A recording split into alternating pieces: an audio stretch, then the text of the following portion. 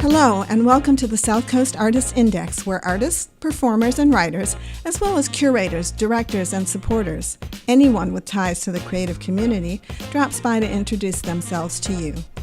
We'll talk about their beginnings, their vision, their passion, and so much more. The South Coast Artist Index podcast is brought to you in part by Heavenly Spirits, who invites you to celebrate the art of life and creative communities everywhere.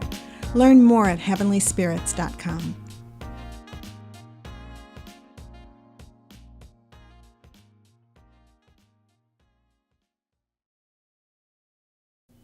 Hello everyone, this is Ron Fortier once again with another guest. Once again, well, we're way over 200 episodes of the Artist Index, and thank you for your listenership and all of your follows and comments. And as per usual, and my God, it's as per usual because I say as per usual every time I start one of these things and it feels like Groundhog Day. I'm going to have our guests introduce themselves and spell their names. Hello, my name is Bryon Knight. That's BRYONKNIGHT. Bryon Knight. And thank you, Ron, for having me over.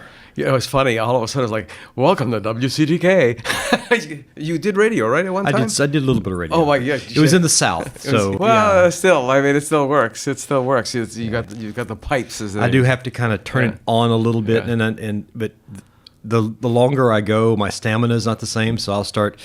My R's will start coming back, and I'll start sliding into my Southern. So yeah, it's the same thing here, being so close to Boston. And as you and I were discussing before we started rolling, you asked for water, and I said the bubblers over there, and I told you about my adventures in Miami when I went to school there, asking in a public building, "Where's the water bubbler?" And they were just staring at me like I had three heads. And your son had the reverse. Reverse, yeah. Here because you're from down south. So, Arkansas is kind of... They're south. They're south? We're south. Yeah, okay. Yeah, we're east of Oklahoma, east of Texas. So, yeah, that's where the Midwest starts. Okay. Or where the West starts, I should say. Where the West starts. Yeah. All right. Because it's always like that kind of weird thing. Is like, okay...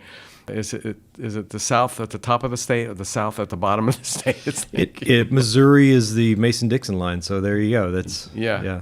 If any of you, I'm not sure anybody remembers the Mason-Dixon line, and hopefully we don't. That would be good to kind of forget that at some point. Yeah, I think it's forever there. Unfortunately, Southerners will never forget in the psyche. Yeah, exactly. Well, I think it's, we first met when someone told me to go speak with you, and you run a business in Fairhaven on the neck. Yep. Sconticut neck. Yep.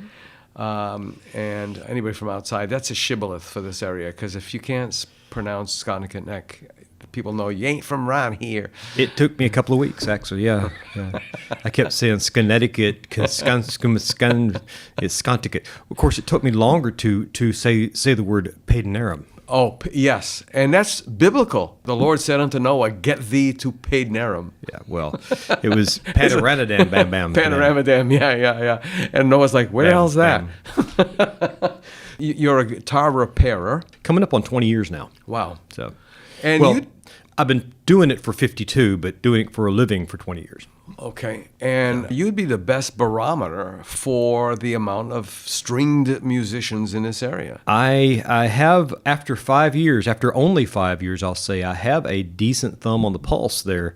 There is, in my studies, in my research about the demographics of the area before I opened, I found that the Greater New Bedford area is the second largest congregation of creative people in the state, right behind Boston.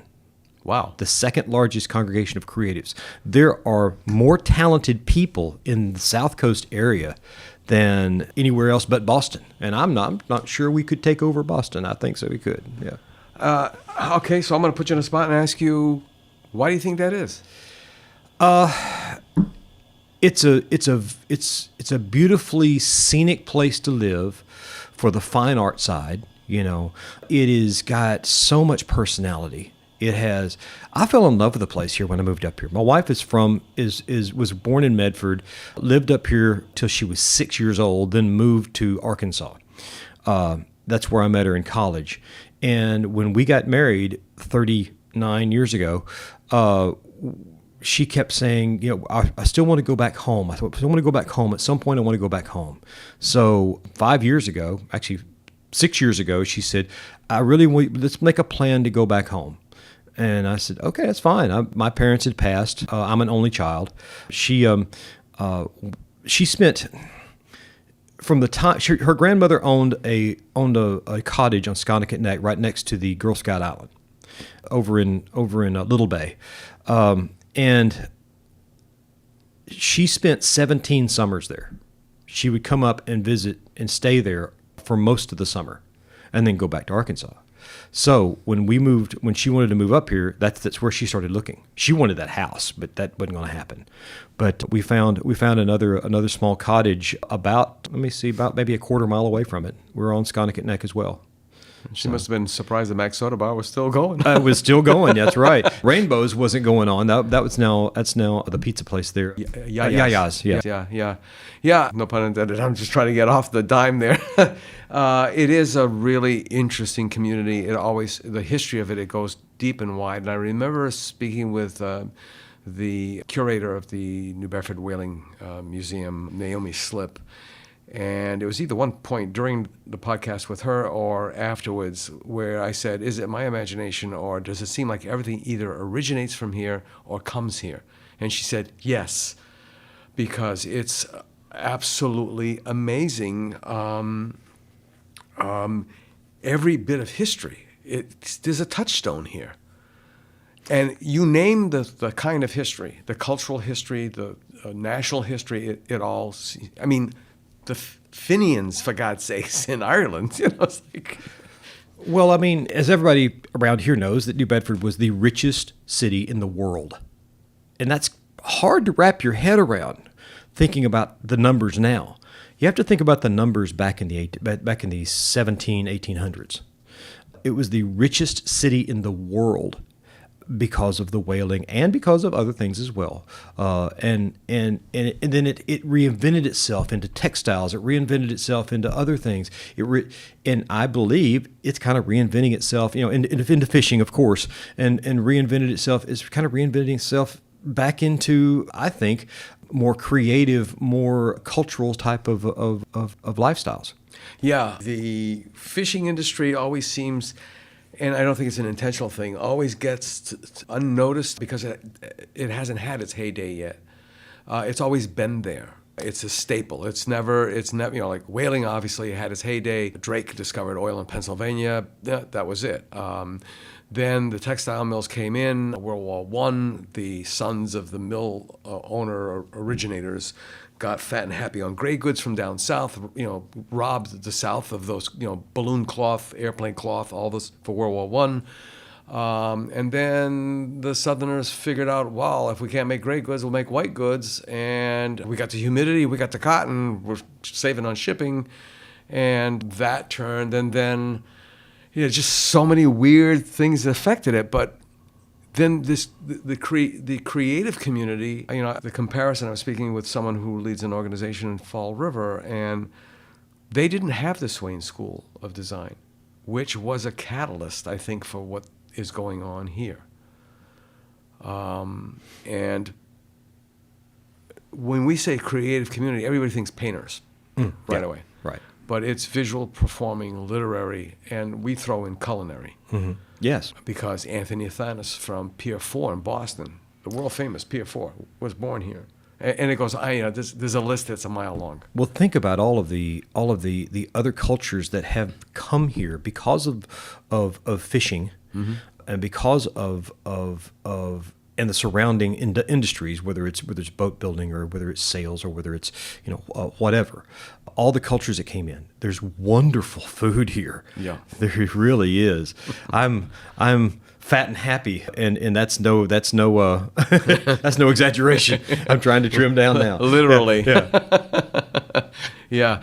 So one of them, another jewel in the crown, so to speak, happens to be the Shepherd Center for Performing Arts, which when I first met you, you had one specific location. Things change. I'll let you elucidate on that. If you Hallucinate, want. yes. Hallucinate, yes.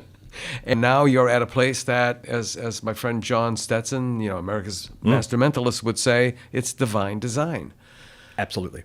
So tell us all about the backstory and everything. Well, I was amazed to find out that Fairhaven didn't have and hasn't had, as far as I know, a performing arts center. Now, Fairhaven has always been a bedroom community of New Bedford and other surrounding areas, but mostly New Bedford. But whenever I started a little guitar shop on Sconnicut Neck, as you mentioned before. I started that 5 years ago. I'm a guitar repair technician. That's what I do, or at least in this reinvention of myself. I spent 25 years in television and film. Before that, I was a plumber. During that time, I was also a prison guard at one point. I've worn a lot of hats. So all that to say is that when I moved up here, I really didn't expect. I had sold my shop in Arkansas. I had the largest repair shop in the South. I moved up. I sold that to my other two techs that worked with me. Moved up here, and by the way, selling a business that is hands-on, it's not, you think, oh, he sold a business, man, he must be rich. No, because I sold all of the facilities, the tools, and the client list that I had. The talent had to be with them. They had to have the talent. And they did. So these guys took it over. Anyway, all that to say is I moved up here with my wife. She is a nurse, a visiting nurse, and pediatrics at that. And so when I moved up here, opened up the little shop. I didn't think I was going to. I thought this was a bedroom community of Boston, and from the South. You got to remember, I'm looking from far away. Mm-hmm. From that far away, from 1,400 miles away, I look at this area and go, oh, it's just a suburb of Boston, and everything goes to Boston, and you've got guitar shops on every street corner. You've got guitar techs walking around, carrying their tools on the street. They're doing it on the side of the road. It had to be just proficient up here. Mm-hmm. Proliferate. Proliferate, yeah. Yeah, I think that's a word, yeah. I'm trying to use big words now because I'm from the South. So that's the whole dummy thing. Yeah, I know. Believe me. So anyway, moved up here and I thought, I'm not going to work. I'm going to work for somebody else for a change, and got to talking to multiple people. I talked to Rick up in that used to own Rick's Guitars in Taunton. Talked to Bob over at Symphony, some other people around, and after visiting them a couple of times, Matt Shamala, the guy that builds guitars on Sconnicut Neck, yet another artist right there. Talked to them, and they're like, "No, there's no place around, and we really don't need anybody. We've got a guy. The Symphony had Matt to do their repair and that kind of stuff. He's a luthier. He actually likes to build. He'd rather not repair. He likes to build, and he does a great job." But after talking with Bob over at Symphony, I said, "Bob, so what am I going to do?" He says, "Open up a shop." I said, "Well, I'm not going to, we in your backyard." He says, "No." He says, "You're 2 towns over." I said, "Yeah, but it's only 10 minutes away." Again, the condensing of the area up here, I couldn't wrap my head around too much, but I finally getting a hold of it. But yeah, I opened up and haven't looked back. I opened up in January 2020, and we all know what happened in March. The pandemic hit, and we all had to close down. But I had people knocking on my door saying, "Hey, we want a guitar shop here. You haven't been open very long, but do you do repair? Here's a guitar. Repair this. You need some work. Sell me some strings. Sell me a ukulele. You got any guitars? Sell me a guitar. You got any capos?" So they started supporting me through the window, through the door. Yeah. So and we didn't know what was going on. So I'm taking my microband, I'm spraying everything down, putting it out there, and putting a rag out there that they can wipe things down and take it. And it was, we didn't know what it was all involved. We were getting all kinds of information on that, and sometimes not any information. But all that to say is that the community, the creative community, came out and supported me, and the community in general came out and supported me. And I fell in love with this area. I mean, these folks, I'm gonna sidetrack just a little bit. I tell a story whenever people come in and they ask me, how is culture shock? Yes, it was culture shock, coming up here from the South, because in the South has a reputation of being just as friendly and warm and talking real slow, and they're all just warm and fuzzy and sweet like molasses. This is true. There are varying degrees of that, but this is true to some extent. But I came up here, and I had a friend of mine who gave me a going away party. He was from Worcester. I had to say it the right way, Worcester. And he told me, he says, Bryon, I got to tell you something. He says, you're going to get up east in New England, and you're going to find a term called all set. I said, okay. I don't know where he's going with this. Okay. He says, well, if somebody comes in your shop and you ask them, can I help you? They're going to say, I'm all set. He says, so what are you going to do? I said, well, I'll mill around. I said, just, kick around and I'll check back with you. No. He says, no, don't check back. He says, all set means I'm done talking with you. I'm going to look around, and if I need you, I'll ask you. It's kind of, and I've come to realize that and that's not rude. It's just direct. Yeah. And I like direct. So I said, well, so, okay, the all set. I got that. All right. He says, it's another thing. He said, Bryon, he says, you really make friends easy. I said, well, yeah, I'm a outgoing kind of guy. And I like people. I like to hear their stories. I like to talk. I like to listen. He says, well, don't be. He says, you have a lot of really good friends here. I say, I have lifelong friends here. Yeah, absolutely. You have lifelong friends, and you have a lot of good friends. He says, when you get up there, don't be surprised if you don't make any more lifelong friends, or if you don't make many friends at all. I went, are you kidding? I said, I've been up there, visiting, and it didn't seem that way. He says, no. He says, you're not going to make any close friends. He says, don't be surprised. I went, okay. And I got up here, and he's right. Because New Englanders have this little shell around them. Mm-hmm.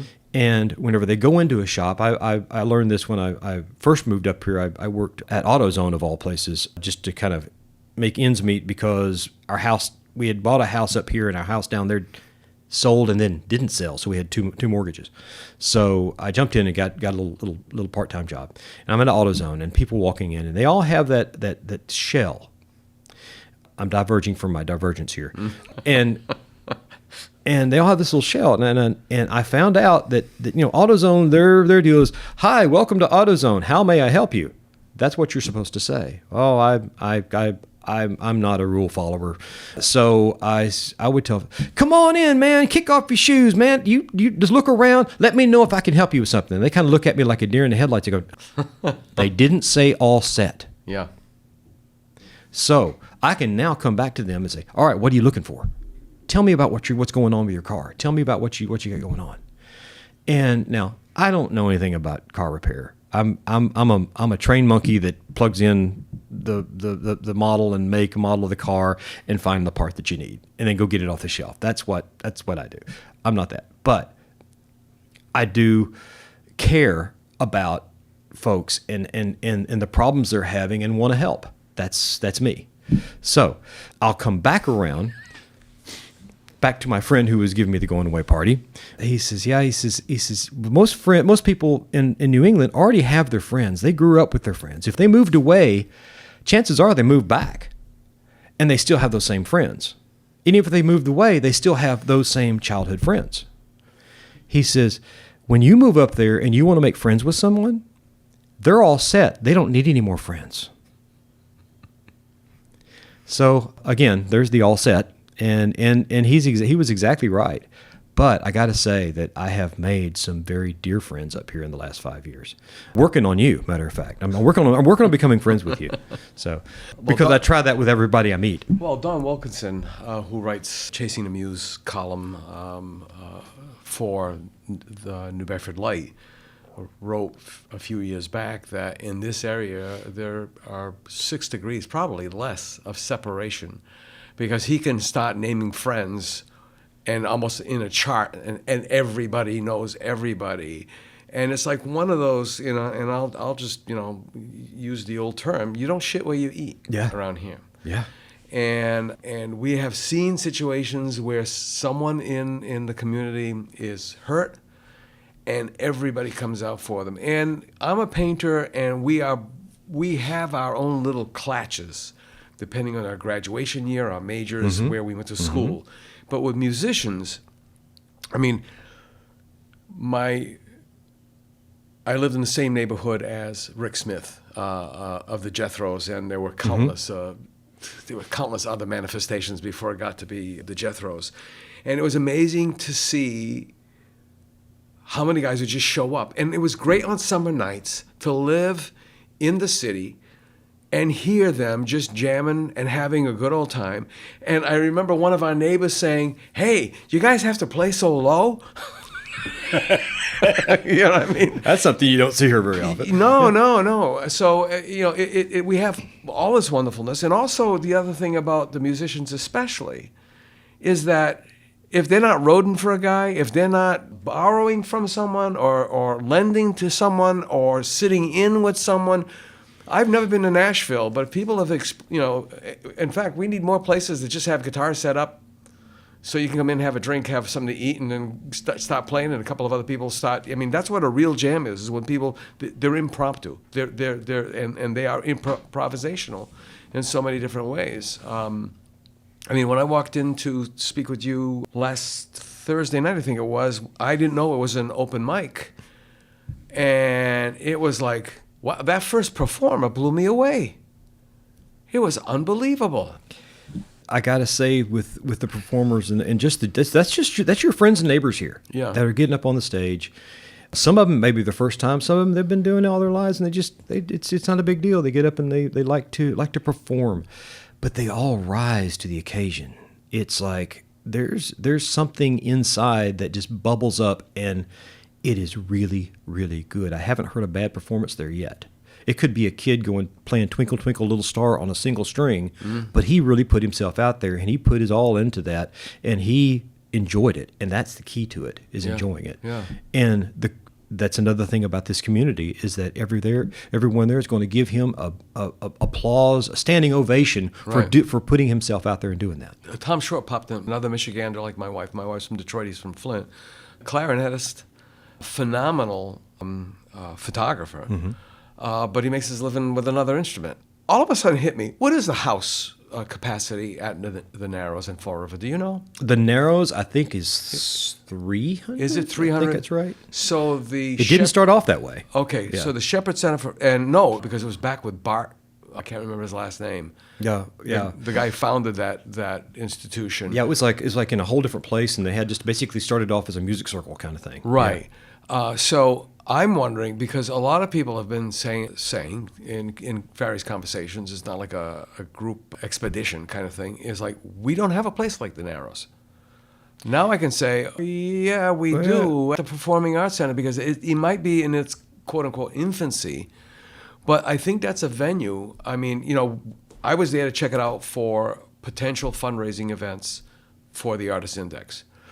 And I was just absolutely blown away. I mean, God, the full kitchen. I mean, and it's almost like I'm doing a plug for it. But, I mean, the house is, you've got sound rigged already. You've got lights, you've got everything that you need there. And it's in a great part of town. It's a place where you could stroll the streets at night. It's too bad there aren't more places. In fact, if you could walk down the street and go to May Breakfast, and she's serving Cambodian food, so the name is a total misnomer. Olivia's, they're probably open until later on in the evening, so you could actually make a time of it, and it is a quaint, historic New England seaport town. It certainly is, and I love it down there. I Yeah. do. I will beg to differ just a little bit. Okay. Our mission is educational. At the Shepherd Center. We're a 501c3 nonprofit. Okay. And it's a 501(9)A or something like that, but a 509 something, anyway. But it's under the 501c3. We are a public charity. Okay. Yes, we are. Yeah. Our mission is educational. We only have performers come in to do for fundraising purposes. We try to whenever we do have someone come in, we try to have them come in and do a clinic or do a workshop or that kind of thing in an adjunct too. Most of our performers are all going to be local and regional performers, even for the fundraising part. We do pay them, so it's a win-win thing. Mm-hmm. We're hiring them, or we're splitting the door. We're doing some kind of reciprocation there. But I've told many folks, we're not ever going to be a Narrows. We don't want to be a Narrows. We don't want to be a Spire Center. We don't want to be a Vault. We don't want to be another kind of tour that has touring acts come through. The only touring act we'd have would be somebody who's playing at the Narrows to come over and do a workshop at our place. Okay. That would benefit the Narrows. We're trying to support other performing arts centers as well. So, yes, it's so easy. I mean, that's what most people see, is they see, a venue opens up and it's for performing. We really, really, really are trying to get the educational stuff off the ground. Matter of fact, we do music, dance, theater, and cinema, and of those four legs of our stool, those four forms of performing arts, right now we have music. Music was the low hanging fruit because I have a guitar shop. Mm-hmm. Music was easy. The cinema was fairly easy for me because I have experience in that. Mm-hmm. Dance, I no longer dance, so that's our last one to come on board. But hoping to spin that up this spring, and things scheduling has been a problem with a lady that we've been discussing. Performing dance or performing dance and educational type things as well. And then, but we got a false start on our theater because a wonderful lady. Gosh, I hate that we lost her to the Shepherd Center, but she has to take care of personal needs. So she came on board as a board member for about 3 months and had to step back because of other things in her life. So, but we do miss her. She helped get it kicked off just a little bit. We're looking for someone else to help take that over as well. A lady that's helping us spin up the dance wants to do something kind of cool. She wants to do ballroom dancing. She wants to do square dancing. She wants to do something called, she said she's done it in other cities or other towns, dancing with the local stars. Dancing with a local, okay. Meaning, and it's a takeoff. It's a takeoff from Dancing with the Stars that you see on television. You can dance with the mayor, or you can dance with the mayor. You dance with the councilman. You dance with the fire chief and the police chief and those kind of folks. And it's really sounds like a great idea and a lot of fun. But she wants to kind of kick that up. Mm-hmm. Dance, again, we will be doing. Our goal is to not do any kind of dance lessons that conflicts with local dance schools. Mm-hmm. We will not do that. Right. Now, if no one is giving ballroom dancing lessons, we'll do some ballroom dancing lessons. If no one is doing square dancing lessons, we'll do some square dancing lessons. But the minute that I find out, me in particular, I find out that there's somebody else doing it out there, we won't. We'll be doing some adjuncts to that. We'll be doing some clinics where we have one of those teachers come over and do a ballroom dancing 101 at our place, and it helps them gather students. Right. It's a recruiting absolutely event. It can be a recruiting thing, but it also gets it opens things up for our community here to take part. Yeah. So all right. So I can see the differences categorically between the two performing arts centers, but you got to admit, Shepherd Performing Arts Center doesn't really scream educational. Right. You're exactly right. And of course, the whole thing's a misnomer to begin with. We originally were going to try to rent the Good Shepherd Church, the defunct Good Shepherd Church in North Fairhaven. The Episcopal Diocese changed gears on us as well. We really want to sell the property. So we pivoted. I got some investors to do that. And we negotiated through that, and then it's like, investors, they always want a return on their money. Yeah. And I'm like, what this really needs to be to have longevity is to be a nonprofit. Well, the priest that I was dealing with had worked with nonprofits. He helped me put together nonprofit stuff. It's really kind of it's look, here we are, that you think that someone who's selling a property and someone who's buying a property is kind of an adversarial relationship. He was helping me develop a nonprofit. Right. So he did help do that.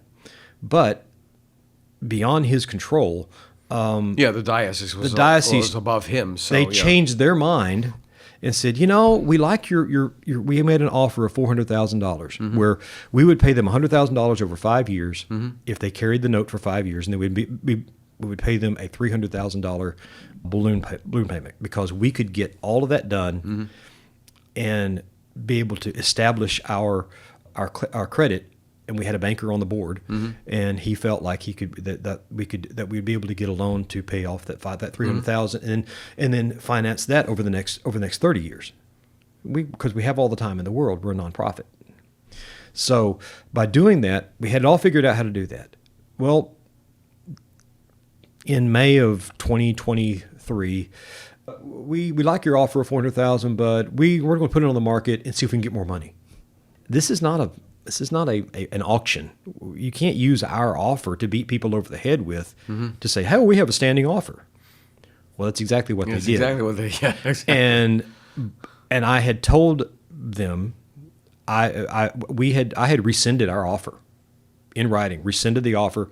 We're not going to do that. And they still sold it to someone, and he came to me and says, hey, I hear that you guys wanted to buy it. I says, yeah. He says, well, I bought it, and they told me that they had the standing offer from you. I says, that's incorrect.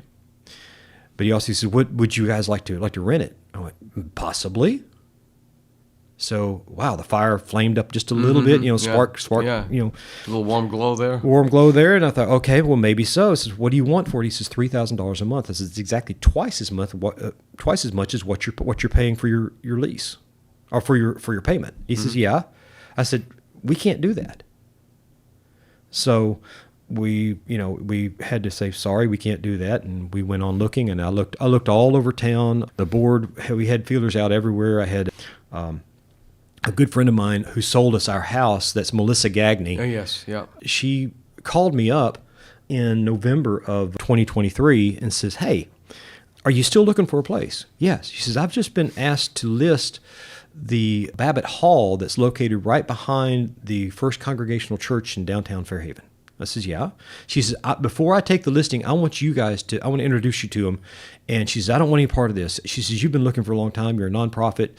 You're a good guy. She didn't know me that well. No, I mean, people rave about her. Yeah, she says, you're a good guy, and I went, okay. Yeah. And she says, I want to make an introduction, and she did, and it was a match made in heaven, so to speak. It was really kind of meant to happen, and so many things during this putting this thing together. I didn't stop because I kept running into things that were made me feel it was meant to happen. Right. So we negotiated. We got $1,500 a month. That's our rent. That's it.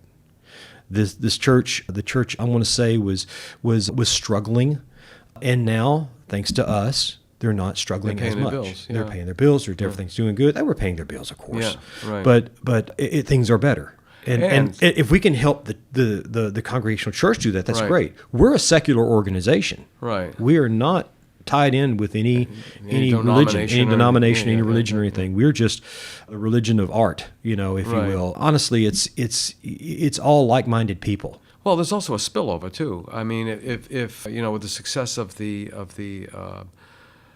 Performing Arts Center, they're going to people are going to find out. They're going to tell their friends are going to tell their friends. And people are going to start showing up, and is there a place to eat around here? What else can I do? And you may even have like matinees. Absolutely. During the summertime. Well, since I still own a guitar shop, we have a board of directors, and we don't have. Everyone in the organization are volunteers, so we don't even have a paid director yet. We're trying to ramp up to that. Yeah, I know. Yeah. And so we are, but in the meantime, when we got in there, we realized, oh my goodness, we are woefully underpowered as far as electrical power. So I have gotten together with Padge, our audio guy. He went to Votech. He went to New Bedford Voc. Talked to them about helping us out doing the work. We're upgrading the power for the church, for their purposes in the future as well, so they can not be crippled by something like that. So if we leave, they can actually have a better place to rent to someone else, and taking that financial weight off of them as well. So we're splitting that with them. We're doing all kinds of stuff. We're having a new 400 amp service brought in. That's going to be hopefully by the end of the month. The New Bedford Votech is going to come and do next fall, come and do all of the improvements on the inside. We're going to have air conditioning put into the room, since we don't have air conditioning up there. That's why in the summertime we have to step it back. We can't have big events because people it'd be sweltering. I mean, the Millicent Library was just across the street, so to speak. They just got theirs. They had to shut down several times over last, because it was unbearable. I mean, not just for the patrons, but obviously the staff in there as well. They've just got some improvements there as well. Same thing with upstairs in Town Hall in Fairhaven. They don't have air conditioning up there. Same thing with Unitarian Church. They don't have air conditioning in there. I know that because we had one of our earlier events over there. So we basically have 1, 2, 3, 4 venues. You got 4 venues right there. Within walking distance. You could throw a rock from one to the other. But you don't want to do that because beautiful stained glass. Exactly. Everywhere. It's a wonderful little downtown, like you said, seaport town. It is absolutely gorgeous down there. And it's this weird thing, because when you go down to Middle Street, it's still a working. People don't really understand it. Fairhaven was the service side of New Bedford Harbor, the world famous New Bedford Harbor. That's correct. I remember my sister-in-law came from Detroit, and she wanted to go to Plymouth. And, we did the whole Plymouth thing, and I gave her the warning for Plymouth Rock: you're going to be underwhelmed. And we're walking around, and I had noticed I hadn't been in Plymouth for a long time, but they really ramped up their customer service, their welcome. They rolled out their welcome mat, because, I mean, it was like being in a retail store in the out of doors, and people, oh, can I help you find something, and so on and so forth. And it's like, no, I'm good, thanks. Oh, have you seen the Mayflower? Yes, I have. Where? When? Oh, just this winter. It's down the street from me. What? Yeah, it's serviced in our harbor. when I moved up here, it was over here, and I'm like, well, I thought the Mayflower was in. No, it was here. I also was driving down the street. A real quick story: driving down the street with my wife. She's a visiting nurse. She drives around all over the area. She got to know the area very well, and she says, "Hey, this was a couple of summers ago." She says, "See that great big yacht right there?" She says, "That belongs to Steven Spielberg." I said, "Well, he finally got a bigger boat." She didn't get the joke. It was awful. I mean, that was the perfect joke. Yeah. But no, we have all kinds of folks like that coming in here. I think Jeff Bezos had his boat in here as well. Yes, he did, And it does go on, because it is the best serviced harbor on the East Coast. For commercial and for recreational. So Steamboat Authority has their service center located in Fairhaven. I take photographs of all the whale watch boats and all the other ones, and I say to my sister, anytime you're ready, they're getting ready for you to show up, because she loves whales. So we went whale watching, and when she came last summer, they had a bumper year. They had some pretty dry years with sightings, and they were very, very concerned. And that particular trip out, the captain said, "Oh my gosh," he says, "this is the first time we've seen this many." I think it was humpbacks. I could be wrong. And he said, "And a rarity," and I was just like in awe. I mean, I didn't have to learn all the, but you see them breaching, and there's a lot to be said here. Yes. Although at some point in time, when my wife is ready to go back to Detroit, I love that town as well. That has its own vibe of its own. So what's the future of the Performing Arts Center at this point, if you can reveal any of it? This coming weekend, or I don't know when this is going to air. just in case, we're recording this on April 7th. Yeah. So on I believe the 12th, or whatever the Saturday is we have a Joni Mitchell, Cat Stevens tribute couple coming in. I heard them online. They're wonderful. They are all local folks as well. We're having Grace Morrison come in this fall. Grace Morrison is local here. Many of you may know her from performing at the New Bedford Folk Festival the last time they had it here a couple of months ago. Branches took over. Right. And we in the back of my brain, I still have an idea to tickle a little bit that I'd like to see or explore the possibilities of having the Fairhaven Folk Festival having something like that begin over there. Smaller, obviously. We have to work out some logistics and stuff. I'm already talking to someone about doing shuttle service and having parking areas, other parts of town, and even over in New Bedford, Right. to be able to shuttle people in during something like that. Because Fairhaven, it is a nice, sleepy little town downtown. We don't want to disturb that. We want to draw people there, absolutely, but we don't want to disturb our residents. Our Lady of Angels, the feast. I guess that's going to a point where they've had, It is. Yeah. It's getting big. It's getting big. Cumbersome. Let's use that cumbersome word. is good. Yeah. Good. Yeah. And they had some unfortunate stuff happen this past time, and we don't focus on the negative stuff. We focus on the positives. That was a couple of knuckleheads, as you guys call them Right. up here. But I call them rednecks down south. But, Crackers. What was I saying? Cheese. Cheese, I said that. Anyway, and we have the marina as well, which I remember my Uncle Ernie, when he'd come in with he was a sailor, but for some reason he got a power yacht, he had like a bunch of beauty salons that he owned and such. But that's an entire community. I mean, you can see those people like scooting like rabbits across Route 6, the supply stores, for the boating supply stores, because they're rafting out there, or they're visiting the city from Pope's Island Marina. Yeah. There's a captive audience right there as well. During my early days up here during the pandemic, a friend of mine, Dave Medeiros, had invited me to his music circle, which, by the way, is where the whole Shepherd Center started.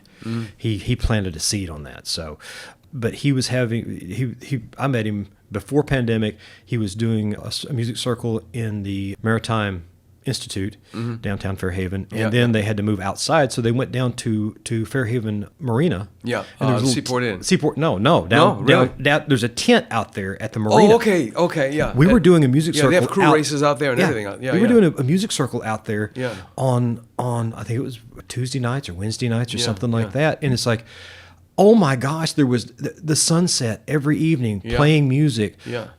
All of the folks that had moored their boats there were coming up and hanging out, and we had this huge. It was a wonderful music festival almost kind of thing. And only the out of town think the Fairhaven Bridge opening is the coolest thing they've ever seen. Absolutely. And so I'm trying to channel some of that as we do our music circles that are on every Tuesday night at the Shepherd Center. Every Tuesday night, it seats 150. Yep. The seats are still set up. We put some of those chairs in a circle for musicians, but we have town folk and other folks that find out about it come and sit in the chairs, sing along, listen. They may yell out, "Hey, do you know any Merle Haggard? Do you know any Bob Dylan? Do you know any Four Non-Blondes?" It's because it's open to any kind of music. Yeah. Somebody in the group's going to play it. They're going to sing along. It's a huge sing along. It's a huge, big community gathering. Why? Because that's the way this community is built. That's the DNA of this community, of the greater New Bedford South Coast community. I truly believe that. The 40 plus years of being marketing practitioner and educator always prompts me to ask those questions, because now with the situation, we had 5.6 million people protesting in the streets on April 5th in 1,000 cities, and some of those are like jaw-dropping to Northerners going, "What? There?" People are ticked, and people are saying, well, there's no media to really follow because the media is not following what they're supposed to be following. And even if they were, I don't want to hear it anymore. People are looking for distractions. Jay Peterman, I've mentioned this a million times on these podcasts. He was the producer of the Jay Peterman catalog. And he had a little manifesto inside every catalog that came out, and I think it was on a left inside front cover, and it's one of the excerpts was, when is American business going to realize that people want things that makes their lives the way they wish they were? And people want that camaraderie. And talking to several artist friends, barrooms. Now you think barrooms, just across the river is fishing town. Some barrooms you're like, okay, it's a different world there. But people want that. George, the founder of Starbucks, they want that third place. Yeah. They want that third place. And it doesn't always include having to have coffee and sitting in a booth by yourself with your laptop. What's the sense of that? You know, you are offering a third place. That's my goal. One of the first words that I wrote down when I was making a list of what I wanted this to be, and one of the first words was inclusion. And I'm not talking about DEI inclusion. Yes, it's just be nice to people. Just be nice to people. Be human. Yeah. We're all humans. Yeah. It doesn't matter your sexual orientation. It doesn't matter your race. It doesn't matter your color. It doesn't matter your political swing. We are all humans. One thing we have going for us, we are all Americans. Mm-hmm. Let's be a country again, please. I really want this to help doing that in a minuscule way, whatever minuscule way I can make it happen. I want this to be a gathering place for everyone. I have to say that I don't quash any kind of speech or anything in there like that. Mm-hmm. But I do request, let's not. If you do a political song, fine, but let's be civil. But be civil about it. And it's a song. It's not. It's art. It's not necessarily something to get bird up about, as we say in the South. Yeah. To get angry about. And John Prine proved that. Yeah, your flag decal ain't going to get you into heaven anymore. They're already overcrowded from these dirty little wars. You know what I mean? And he was able to put that spin on it where it was about, maybe you should think about what he said instead of react to what he said, you know? If my father taught me many years ago, mouth closed, ears open. Yeah.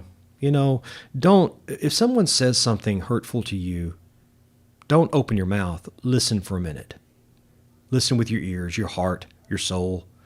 Had a fellow come into my shop this past week. He was unhappy about something. He came in and asked for his guitar, and I didn't have it ready. I'm very busy over there. I've got more than I can do. And it was all on me, and I apologize that I didn't have his guitar ready for him. And he was not nice to me. And I'm 63 years old, and it's taken me 63 years to finally get to this point. Mm-hmm. Is that my first response can't be, well, who do you think you are? Here, take your guitar, get the heck out. Mm-hmm. That can't be that. I look at him and say, I'm so sorry. You know, tell me, by the way, how have things been going with you? And just start talking with him like a human. Yeah. Turns out his wife was sick. It was his just found out that she had an illness. He has other things going on. Mm-hmm. And after talking with him a while, he and I sat there and discussed, and I listened to him talk, and he listened to me talk. And when he left, he said, take as much time as you need, man. He says, thank you for doing this. Thank you for doing my guitar, working on my guitar. And and that's not because of anything I did, except for me having my ears open, my mouth shut. Mm-hmm. I've heard stories from musicians who said that they went to your shop, and I don't remember the circumstances in particular, but in one, it was they expected you to charge them. And you said, no, it was my fault. Something fell through the cracks, or, I'm overwhelmed, whatever it was. And it was something where they were like just jaw drop, because they said anybody else would have charged me because, it wasn't his fault. The extenuating circumstances. And I never, ever intended for him to make it right by saying no charge. And they were just, they told a whole bunch of people how well treated they were there. Well, so you've already become. I'm just trying to an institution in 5 years. I'm serious. I probably should be institutionalized, but that's yeah. I know that feeling. In seriousness, I just try to do how I was raised. All I try to act the way I was raised. We're going to start rolling down the hill now to close this, and I'm going to say, the Artist Index would love to partner with you, to document as many of these musicians as possible, because, when we're gone, the memories of these performances, these musicians, these circumstances are all going to have they're going to evaporate into the ether. And by getting them down on I used to say in the old days, tape, film tape, yeah, tape, yeah, right? They'll as my friend Mike Lapides, who's the digital manager at the Whaling Museum, they'll live on in perpetuity. And that's what we want to do. And there are stories. I mean, you just opened up like a broad horizon of the South Coast creative community's musicians, and we want to hear more of those stories. And there are some stories you haven't bumped into as of yet, and there are some stories where you are involved because now there's the Shepherd Center, and at some point, because it is an educational nonprofit center, there are going to be stories perhaps similar to Quinn Sullivan, where you've got this 9-year-old kid. There's this little kid on Instagram right now. I think he's 9. Oh, actually, there's 2 of them. There's 2 of them. And one of them is Asian. And it's like, there's an old man in that 9-year-old body. It's how does this happen? Yeah. How does this happen? And I hate the word talent. I really hate that word. I used to hate that when I used to teach drawing classes. There's no such thing. It's the application of its mechanics, and I don't mean like with Bruce Lee about being mechanical or being emotional. It's be like water. But where do these children come from? Where do these people come from? I think we could get all ethereal and say, oh, it's souls. They have the old soul. They have it. There's something to that. Maybe something to that. I don't know. I won't know until I pass away. Right. And I'll look back. Either I'll look back and go, oh, now I get it, or I may not. It'll just be nothing. I don't know. Yeah. Who knows? Yeah. But I want to believe that the spark that's within all of us, we all have a creative spark. It's how you fan that flame, how you fan it into flame. You've heard the saying, 10,000 hours of doing anything will make you proficient. Right. It doesn't make you an expert. Except for monkeys and typewriters. It makes you proficient. and I've put in 10,000 hours in many things, and there have been things I wasn't proficient in after 10,000 hours. Right. There is an aptitude that comes into play, I believe. Talent, I get what you're saying. Talent is really a generic term. What is it really? I use the term spark. A creative spark, or a what makes us a sentient human being that can think outside of ourselves and look back at ourselves. Wow, this has gone deep. So, but that's... It's awareness. It's awareness, yes. And, and I mentioned the same themes over and over, but we have a comprehensive high school, which is, the high schools, Fairhaven High, New Bedford High, Dartmouth High. And we have the New Bedford Regional Vocational Technical High School. I hate to answer that phone. That's probably the only good thing that automated receptionist is good for. But anyway, they teach what they used to call the mechanical skills. Mm-hmm. Okay, and they've branched out the trades, and they've branched out into other areas to keep up with the times. In fact, they're sometimes just a little ahead of the curve, the demand curve, because that's a really well operated school. So much so, it's probably one of the best in the state, if not up there in the I would say high in the country. I would, yeah. Our web developer that's helping us right now, our web shepherd, I call her, Kate Collis. She graduated from Greater New Bedford Votech, and she was just honored by them as an alumni. Yeah. My daughter is graduating this year from Greater New Bedford Votech in diesel mechanics. Wow. My 5-foot Asian daughter, she can walk underneath a big rig and work on it. Yeah, exactly. She's a pistol. Man, she's a pistol. So, trust me, I believe my son graduated Fairhaven High after going 2 years there. I wish he'd gone there all his life, because there's such great schools here. New Bedford High. That's the other thing. I want to try to make those those ties with all of the schools, the high schools, middle schools, and grade schools here in the area. Yeah, Tabor Academy. Tabor Academy has absolutely an incredible creative program going there. But from what I understand, and I could be wrong, primarily with ceramics. We spoke with a couple of their students. It was just an impromptu thing when we were doing a live podcast at Play Arcade. But the missing element for these kids, for this next generation, is there's no visual and performing arts center. And what I mean by that is, we're talking an academic setting. Yeah. Because maybe we would catch more fish, so to speak.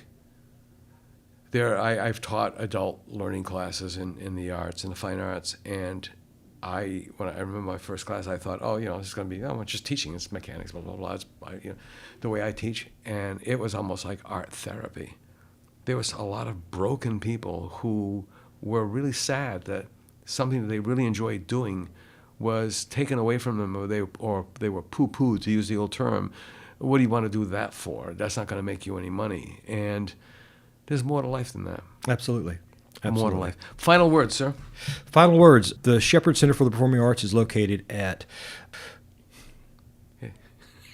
It's in the Congregational Church in Fairhaven. It's behind the Congregational Church in Fairhaven on William Street. Across from Town Hall. Right across from Town Hall, next door to Town Hall. Yeah.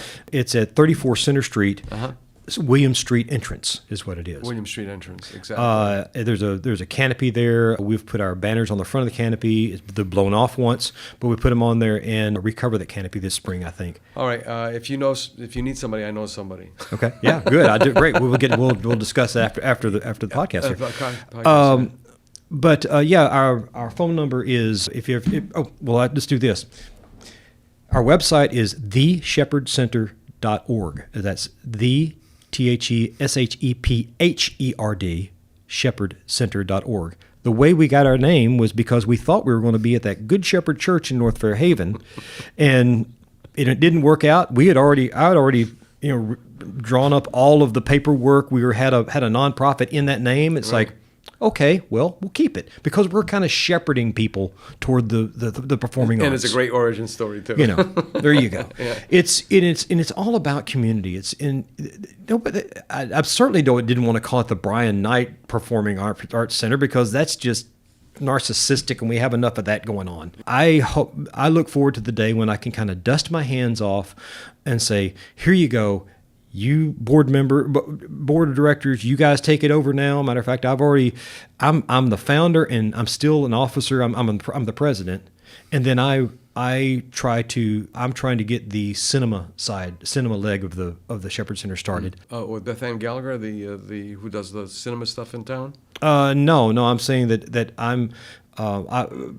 I'm the guy that anything cinema that we're going to promote out of the Shepherd Center. I'm the guy to talk to because I have some experience in it. All right.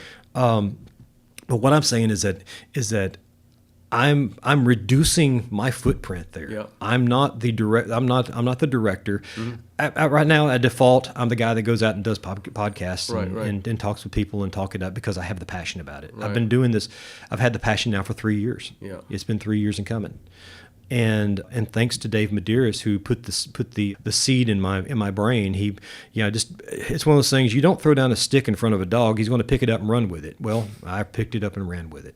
Yeah. All that to say is that we're just getting started. This may have multiple evolutions as it goes on. We need more folks to get involved and to help us out with this. We certainly could use more financing, but we're doing okay. The town has really come out. We're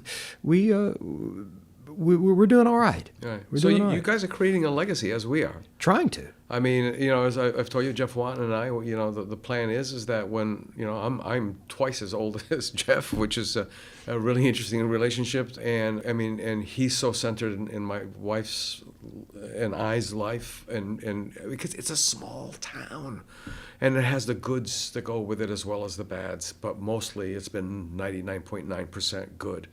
And when I'm gone, it's on him, and he has to figure out who it goes to next, because it's a public trust. Yeah, it's a public trust. It's like 23andMe is going to skedaddle out of town because I don't know what the heck happened over there.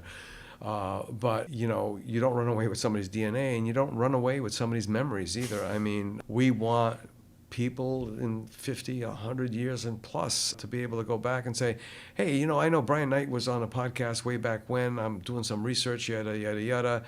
And he was awfully long-winded and... No, it's just, I've said it before too. We had 4 guests who have passed. And that hit me hard because if we had not had the opportunity to do that, I think in a weird way we gave them that breath of life. That little bit of longevity there. Yeah, a little bit of eternity. A little bit of eternity. The pyramids weren't built to preserve bodies; they were built to preserve memories. And memory is really, really important. And we all know that because when somebody in our lives passes, and even though we've heard their stories a million times, we're out in the garden or we're just driving to work, whatever, and all of a sudden hits, hey, wait a minute. So-and-so was like, oh, I got to call Dad, and I can't. I should have asked, but you couldn't have should have asked because you didn't know you were supposed to ask. And that's what it's all about, is conversation. I'm an only child. I lost both of my parents now, and I'm 63. And whenever I lost my dad, was the last one to go, and it's like, I feel like an orphan. Yeah. Because if I don't know the family history, it's gone. Yeah. Yeah. Exactly. And the same thing with culture, with the culture of a community. There's so much history in this area. I want to say so much history in Fairhaven. I'm only focused on Fairhaven. I'm not trying to focus on Fairhaven to make it be more important than anything else. But it's your town. It's where I live. Yeah. And I'm learning more about the history over there all the time. I learn about a lot of history here in New Bedford. Right. I learn about a lot of history in Fall River. And I just took the train down to Fall River with my wife yesterday. Mm-hmm. And we had a great ride. We went up to Thomann, mm-hmm. caught the next train that went right straight down to Fall River. Mm-hmm. That is a great thing. Yes. For us here, for everyone here on the South Coast. Yep. That is a great thing. And don't forget, it's going to bring people here, not to gentrify the place and rack up. That's going to happen because you've got speculators and so on and so forth. But the average Joe, let's say, even though if they have deep pockets, they're just going to be coming down here because they want, just like immigrants do, want what we've got. Yep. We have been the best kept secret. Yeah. We're like being on Cape Cod without having to go across the bridges.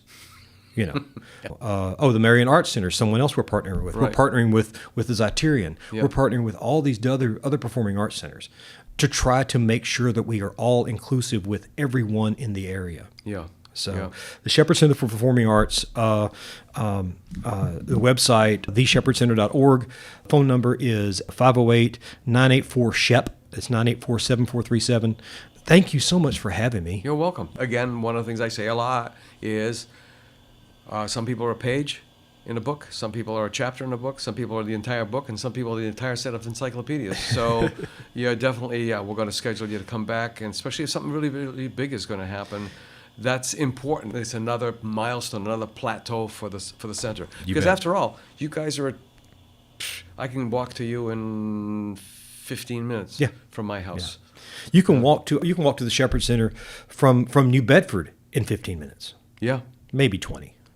It depends on if you get caught by the bridge. I've never crossed. Oh, you mean by car? I never crossed the bridge. I'm talking walking. Yeah. I've never walked across the bridge. I've walked across it. Have you? Yeah, it is a wonderful.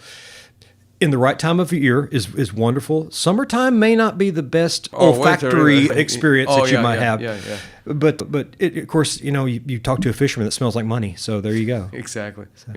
Bryon Knight, thank you so much for being with us. It's been a long time coming. I've had you on my hit list, so to speak, for a long time.